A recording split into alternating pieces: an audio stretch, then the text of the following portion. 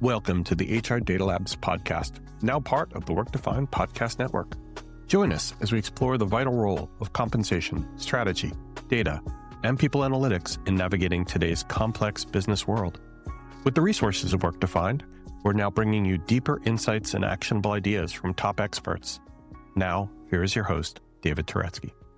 Hello, I am your host, David Turetsky, and like always, we try and find the best and brightest in the world of human resources to talk to you about what's happening in the world of HR today. And to that end, we have one of the brightest in the world of talent acquisition and recruiting, my friend, Tim Sackett. Tim. David, you set yourself up for a great joke there. Which one? Because you could have easily said, and that all failed. And so we brought on this guy, Tim Sackett. No, yeah, well, we couldn't find that person. And therefore, Tim was walking down the street. And we got the backup. No. When people listen to Tim speak, whether it's at a conference or on a podcast, because he's got his own, we're going to have the link in the show notes. Tim is that guy, and you know it because you hear him speak. He speaks with authority. And for all of us who know him, we love him because he is that guy. Tim, how are you?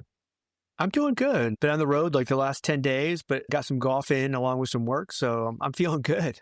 We can see it in your cheeks. Yeah. Burnt up. I know. Well, it's the ginger, and also I have some American Indian in me. So when the sun hits, I just get more red. Really? Wow. So we're not going to ask you how you did because that's very private, unless you want to make it public. But why don't you tell people? Great courses. Have fun. That's all that matters, man. Let's talk to people about what you've been working on lately. Really, it's trying to understand this kind of whole AI intersection with HR, talent acquisition, more talent acquisition probably. And really for me, it's been searching for like real AI usage in the wild. I try to uncover like how much of this is just vapor marketing speak versus is there real stuff being used? And there's some cool examples of some of that, but there's also a lot of vapor at this point, right? Where people are telling you they're going to 10x your whatever. And then you go, cool, let me see it. And then you're like, yeah, it's going to happen. Let's make sure it happens. So Tim, before we go on, because our topic is we're going to be very close to that. What's one fun thing that no one knows about Tim? So this is a combination that would probably shock a lot of people based on my age and demographic, is I'm both a Belieber and a Swiftie. I like Justin Bieber and Taylor Swift. Yeah. Really? Yeah. I mean, by the way, I like all music. I like all kinds of music. So that's one thing where people be like, oh my God, you're just like a pop person. No, I mean, I like country, I like rock, I like classical, I just love music. But I'm not like a audio file where I'm like, oh my gosh, like how could you ever like these young, blah. I think there are two artists that have made amazing pop music that billions of people's love. And I'm like, oh, and I understand it and I like it and I can enjoy it. I've been to concerts for both of them and they were both amazing concerts. So I'm like, yeah, this is cool. I actually just found that I really like Bad Bunny. I mean, his Super Bowl concert was dramatically good. I mean, given the last set of years that we've had, there have been some really great performances. I think the year before wasn't terrible. It was good, but we've had some terrible. This was good. Heartfelt too. It was different. I don't think if you were in the stadium, you enjoyed it as much because it was made for TV. Yeah, absolutely. Which was kind of interesting. So that's weird. It's a kind of a weird concept where you're going to hey, we're going to have this live performance at the Super Bowl, but the 70, 80,000 people that were there, it's going to suck for you. It's like, what? Well, it was very overproduced for the television audience. Yeah. Because of the camera angles and the whole concept of going through. maze. Yeah. No one really could see that, if you were there live. But yeah, I'm a big hip hop guy too, and actually early rap guy. And so again, I love all of this kind of music. In fact, if I had to someone gun to your head, hey, what's your favorite genre of music? For me would be rap. Wow. Yeah. I'm a rock and roll guy. Yeah. And Rush turns 50 this year, or will. And I'm going to see them in their tour when they come to New York City. And it's just, to me, it's going to be one of those emotional things because, as a kid growing up in the 70s, Rush was it, Yeah. Oh, yeah. I had somebody offered me to go see AC/DC this summer, Wow. and I was like, no, like I don't like I loved AC/DC as a kid growing up in the '80s, but like I don't want to see 75-year-old AC/DC. Like it's not the same, you know. Like It's don't sponsored by ruin Depends. and Skechers step-ins, right? Like don't ruin this for me, Hey, you know. don't make fun of Skechers. I wear those. But anyway, that is it made him. That is actually a hot take, is that you're a Swiftie and a Bieber. Yeah, yeah, Belieber. yeah, it's Believer, but Belieber. Well, we might have some bleepers on this show today, so stay tuned. But topic for today, which is going to be something, again, close to both of our hearts, is really the reality of where is AI, especially given all of the conferences you've been to over the last couple of weeks and the travel you've hit, Yeah. what you've heard versus what the reality is. So after the break, we're going to get right into it. So, Tim, you've been to what, 3 conferences over the last 10 days? Well, yeah, I mean, like literally, it's this whole spring conference season is kind of to Yeah. the end of it right now, which is kind of interesting. So, yeah, the reality of kind of where in the weeds HR pro leader is today versus where we think they are is a night and day kind of concept, you know? And you've heard a lot of stuff happening, or a lot of stuff coming from the pronouncements that I guess you could say, the HR technology community has been on the front line of. And you've also spent time with the practitioners. Let's talk about the gap right now between a practitioner and the HR technology community. The average practitioner today, so like, you know, the mean of that doesn't really understand the difference of any of the AI stuff that's out there. They don't understand the difference between an LLM or an agent or machine learning. To them, it's just AI. There's this one Right. big giant bucket of AI, and most of it is bad. Yeah. And it's dangerous, and they feel like their legal team is saying they can't use it, when in reality, they probably never even asked, right? And they have no idea what AI they're already using either, right? That's just average. It's not disparagement. It's just they're in the weeds doing the job. Like that was crazy thing for me is like, I'll go and speak about HR and AI and I'll ask the crowd or, you know, like, what's their biggest issue at this point? Their issues are still foundational issues. It's we can't find the right people. We can't keep our best people, and insurance costs are skyrocketing. And we continue to have kind of just basic ER issues across the board, right? When I say ER, I mean like employee relations issues. Yeah. I mean, it's an HR audience, so we should all know that. But not emergency room issues. yeah, we're not running to the emergency room. Hopefully. I mean, that could be an Unless ER we're talking issue about both the ways. pit, Yeah. which, okay. But that being said, so the gap is, the first big gap is that HR doesn't have the skills yet to really even understand what it is that they're surrounding themselves with from a technology perspective today. So think about your HCM, think about your recruiting technology, think about your LinkedIn's and all that other stuff, and all the systems that your people use on a daily basis from an HR perspective. They have no context for what they're looking at. No, and David, there's a part of me that thinks maybe it really hasn't changed a whole lot. Because 10 years ago, we would say they had no idea what their infrastructure of their SaaS program that they were using was built on either. And did we really care that they knew that or not, right? It's like, no, does it work? Does it not work? For me, it was always about, well, at the very least, as an HR leader, and let's say you're using a big HCM program, you should know the capabilities of what it actually can do and can't do. You don't have to know how it's built, what it's built on, blah, blah, blah. But do you know what it's actually capable of? And are you using that capability to the most you can, right? Like that would be top 10% HR leader in technology in the last 10 years, if they actually just knew the capabilities.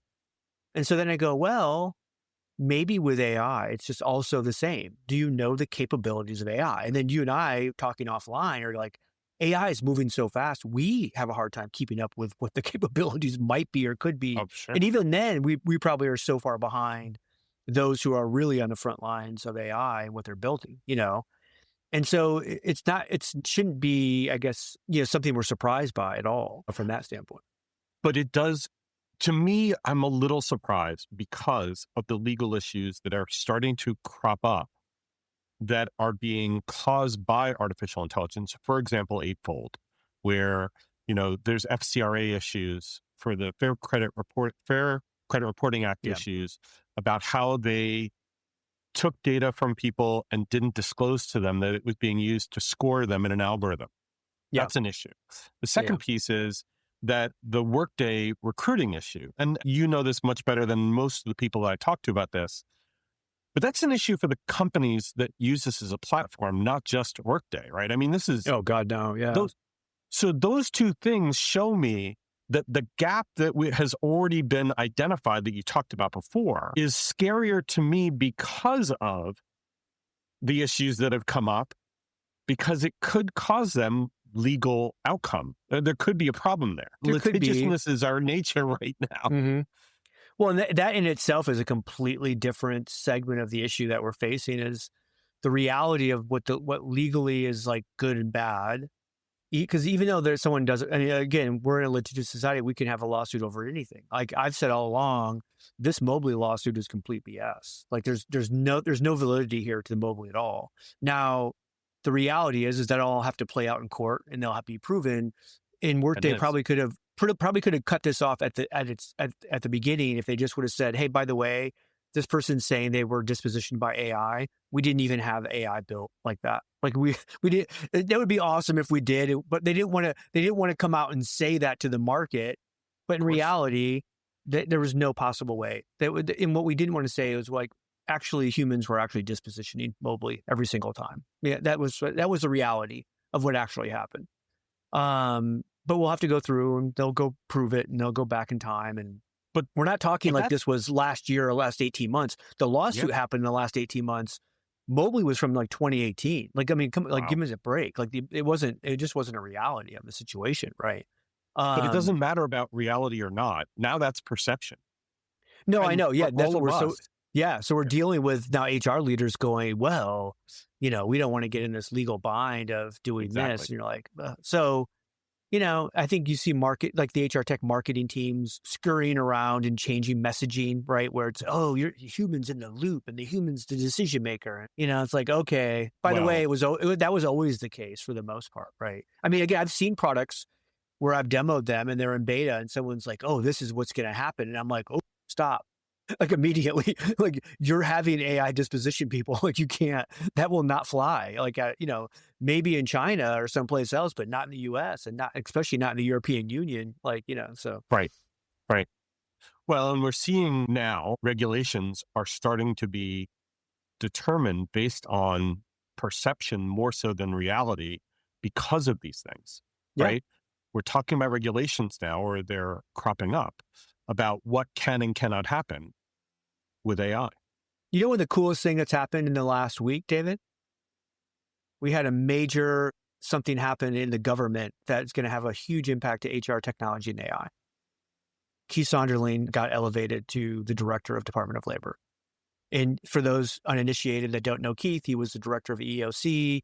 He was the first EEOC director to actually go out in the wild and talk to us, HR people, go to conferences. Yeah. I think he spent 180 days on the road going to various state, national, city HR events everywhere. I mean, and then when he became the number 2 at DOL, he kind of maintained that in a way. I mean, he doesn't get out as much, but he definitely still stayed out. And he's a huge advocate for HR technology. He has friends who are HR technologists. He has friends who are HR practitioners and leaders. And so now you have somebody running the DOL that is keenly aware of what happens in HR and HR tech and understands this dilemma that we have with AI. And so when so I feel confident this is rare because I rarely feel confident of regulation and government are together in the same sentence. Right. But I think we have somebody that is going to look out for our best interest at the helm. That's going to say, hey, we definitely have to obviously protect workers because that's the DOL, right? And jobs. At the same time, we also have to automate a lot of the dumb stuff that's there that we shouldn't have, continued down this path with, So I think that's really big news and that people don't really understand. For the first time in the history of the Department of Labor, we have somebody in charge that actually understands HR and HR technology. I mean, for the first time in history. Yeah. Yeah. That is really great. It's really great. Don't get me wrong. But I'm going to ask you a political question. Yeah. What do the political wins do to his appointment, given where we are right now with the political nature of the White House as well as the legislative branch? It's interesting. I know Keith as a moderate, he's not being presented that way this week. He was confirmed by a Democratic president in Congress to begin with when he was in the EEOC. That's why he was so easily confirmed when Trump, put him into the position of the DOL. And I don't know if he'll go through confirmation now or he'll stay acting. Who knows? Like that's all political stuff that we don't, Right. we don't know. But the reality is I see Keith as a moderate, fair leader that both sides of the, both parties saw the same thing, Right. But my question is more, and I don't mean to be this guy, but my question Yeah. is more about what will the Department of Labor do to the regulations, not Keith himself, but will he be able to be more moderate in a highly political Yeah. administration?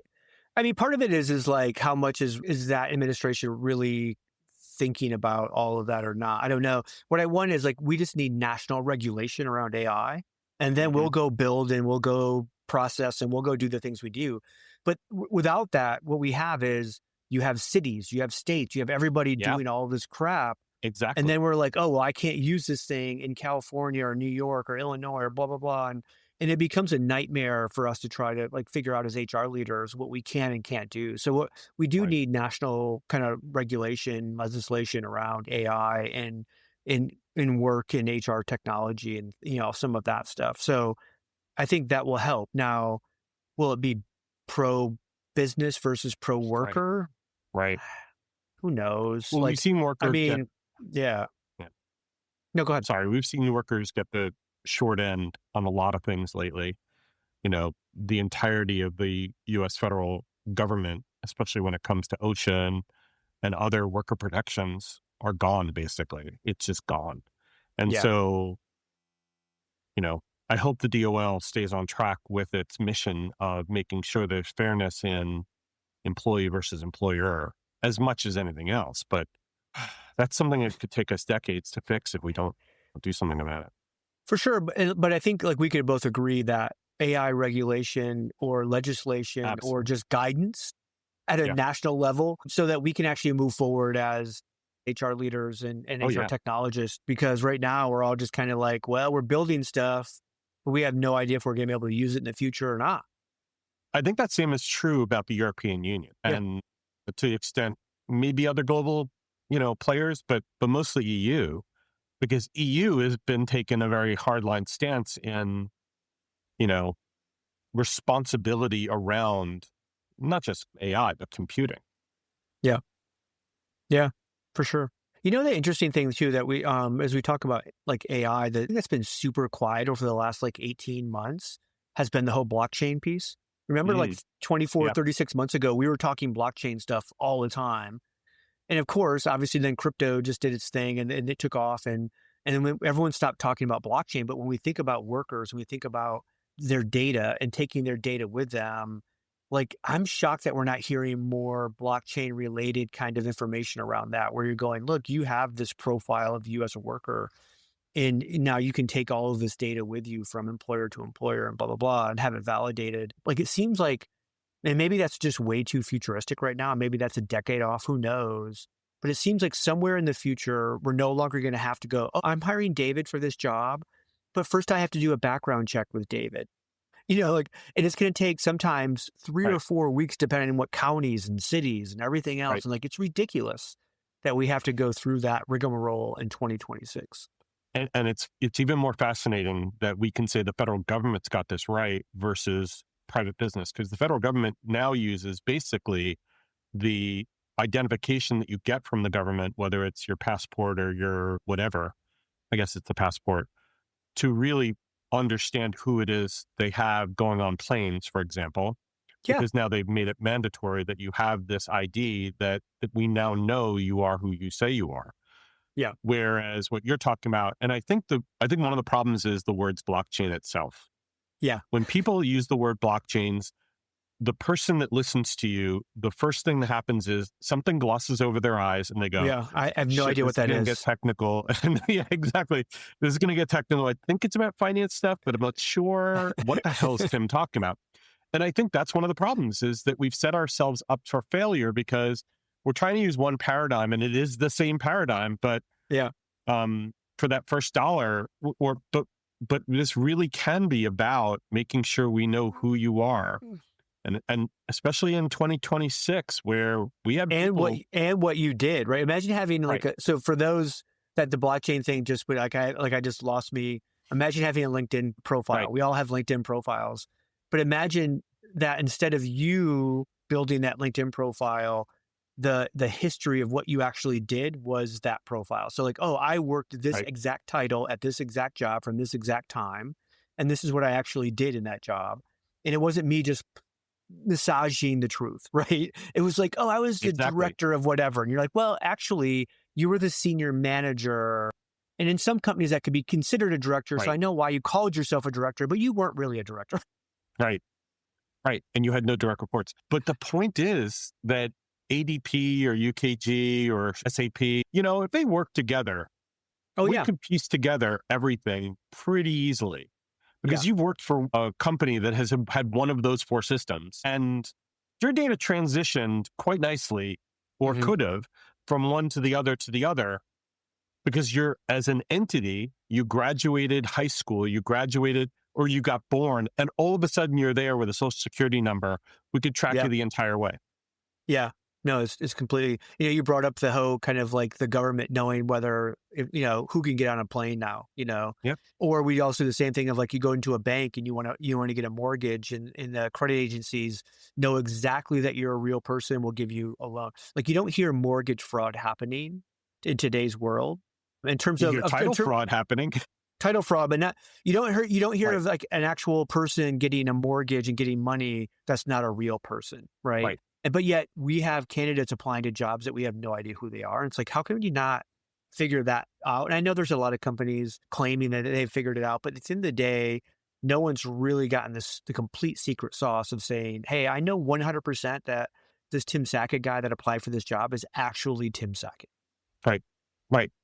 Well, and the whole identity fraud part of this is just so scary because it's not just that people are working from North Korea and actually getting a paycheck, with server farms in California or Arizona or Yeah, whatever, yeah, yeah, but it's also the fact that social security number fraud's going on because they had yeah. to verify, Oh, that they yeah. were the person, and that social security number, maybe it's of a dead person, but it's also now getting an they're having to file with the IRS and get a return and whatnot, or if that's screwed, Yeah. because then you have to prove you didn't do that.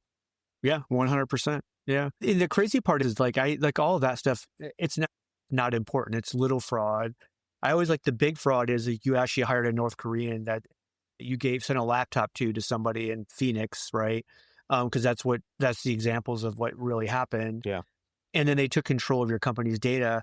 When I talk to HR people, they're more concerned with a candidate like using an LM to like robust their resume than they are of hiring a North Korean that will actually take all of their company data and hold the company hostage. And I'm like, I understand you believe that's a tiny low percentage, but if it happens to you, it's the single biggest event that ever happened to your company.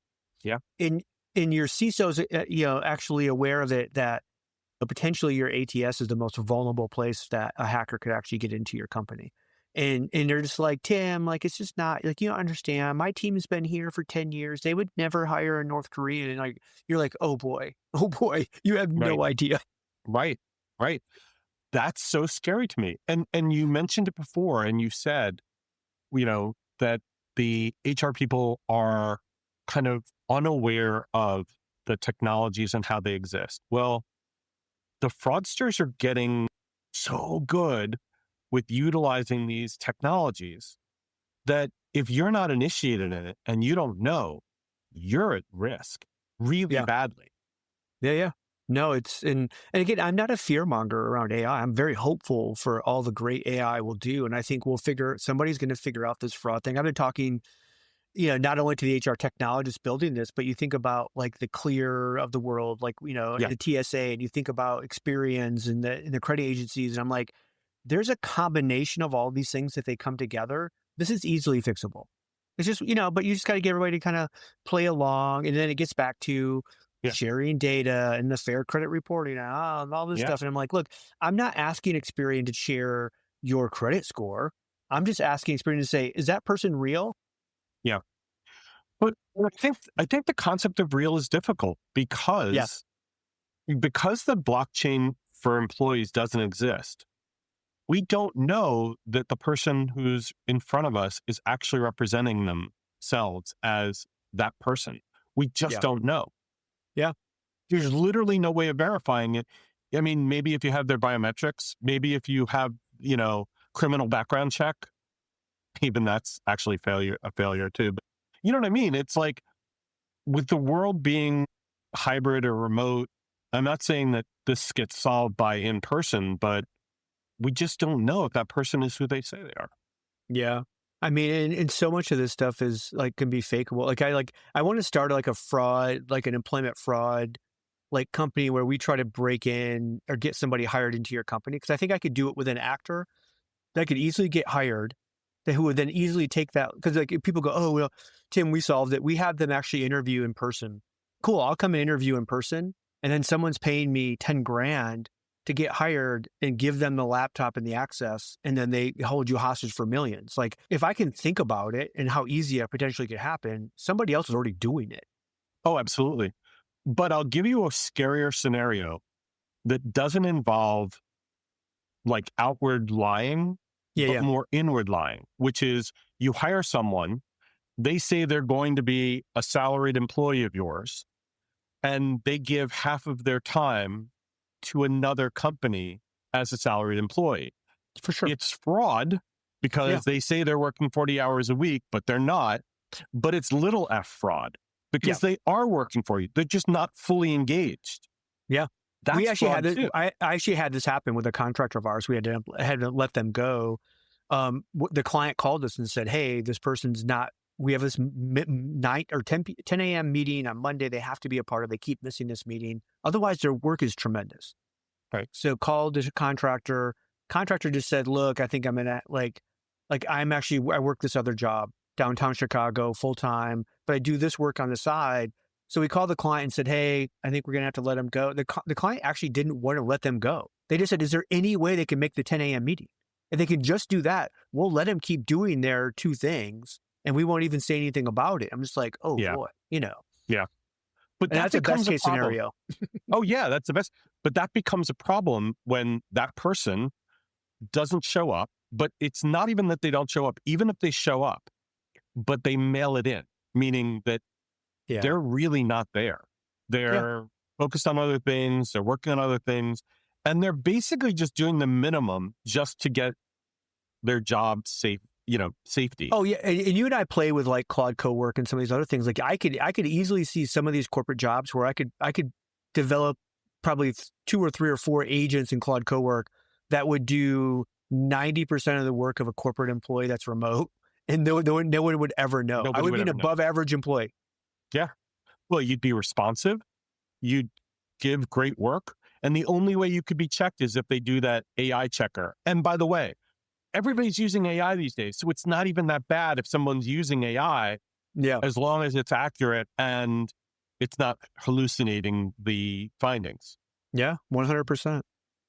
So, One of the things we haven't talked about is I think part of the problem with this kind of HR leaders and practitioners in today's world that are in the weeds, that are kind of overwhelmed or don't understand the AI thing is like on the other side, we have HR tech product marketing teams who are confusing the buyer in a massive way by oh yeah, calling things that they're not, right? And my example was, everybody wants an agent now to sell an agent because they think everybody wants to buy an agent when they're actually not. It's not an agent. It's just right, an automation, which is right, cool. It still works. It's good, but they're calling it things that are not. And at some point, I think it actually hurts their overall buying behavior because like people are like, well, I can't buy an agent. My legal team won't. And then like, oh well, it's not really an agent. You're like, well, not on the site it says it's an agent. You're like, well, they do this dance, right? Or if somebody wants an agent, they'll go, oh, it's an agent, but it's not really an agent, you know?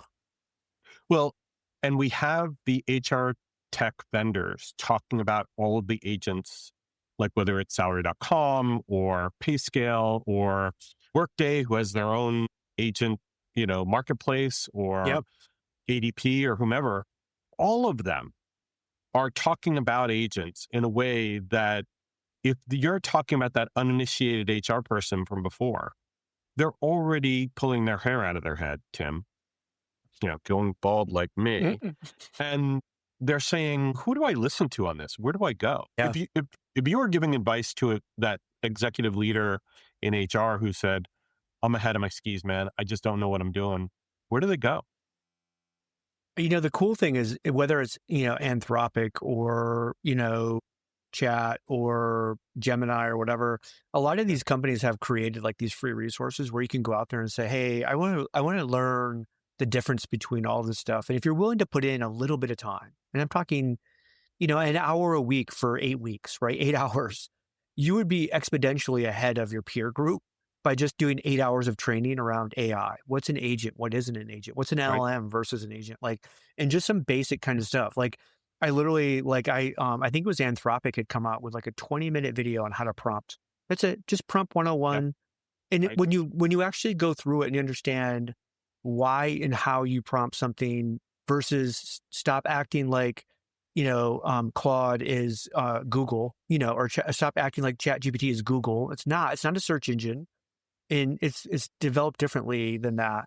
And so it's like it's interesting if you just do a little bit of training, the cool stuff that you can actually do, from that standpoint. And then you start to have like I think it helps you get more curious, where you start to question Right. your vendor. I still think at the end of the day, most of the AI that will be used in HR will be done in the systems you're already using today. And someone's just going to come and say, hey, we have a new feature. You're going to like it. It automatically does X. And you're like, oh my God, that's so cool. Let's turn it on. And it's going to be an agent, but they're not going to say that, right? They're just going to Right. say, we have this thing, it does X. They might call it an agent because they want to sound sexy. I think eventually they'll learn that isn't really buying them anything instead of saying Well, calling it an yeah. automation or calling it a whatever. And it might actually hurt them because, to your point before, the organization may have set up InfoSec policies that say For you sure. can't run agents on your people or on HR stuff. And Yeah. so it might actually be prevented from getting Especially if you're done. so let's say you're a Workday shop and you already went through, selected Workday, went through security, got it through security. Now, pretty much anything you turn on within Workday, you don't have to go back through that process of security. So Well, you don't want to have red flags popping where you're like, oh, we're turning all these agents on. And someone's, security is going to go, wait a sec. Someone in legal is going to go, wait a sec. You're just going to go, hey, no, we just, there's features and we're, turning on some modules. We're turning on blah, blah, blah. It's like the kind of typical stuff that we would always do and nobody questions it. And at the end of the day, you wake up 2, 3 years from now and, half your work is being done by right. agents within the systems you already have. But I think it goes back to the earlier conversation that we had about making sure that you're ready, right? And that you have that not only you as the HR executive, but your team has a good understanding about what work needs to get done by LLMs or Yes. HR or HR agents or whatever, and that you have a plan for it. And I talked to somebody a while ago and they were saying, listen, AI shouldn't replace work.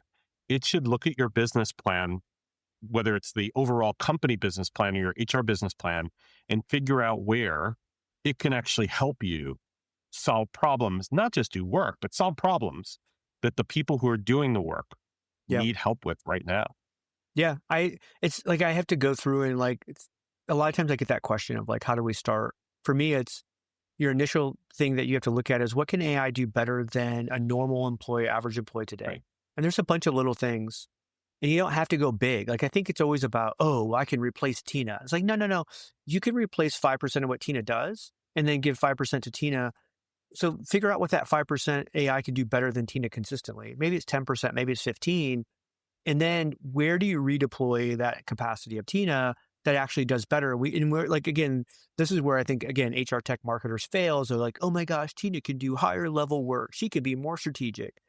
But we never answer that question. We think, oh, well, they know. And like, so what it tells me is the HR tech company doesn't know, and the HR leader who's buying doesn't know. No one Yep. knows what that higher level work is. And so we have to put that work in. So if I'm an HR leader, I said, first figure out what is the work that can be done better by AI. At the same Right. time, you have to say, and what are we going to do with that extra capacity? And there's a billion ideas you can do of higher value work, but you have to actually answer the question. And we don't. And that's what's scary to me about HR right now is I don't think they understand the question yet.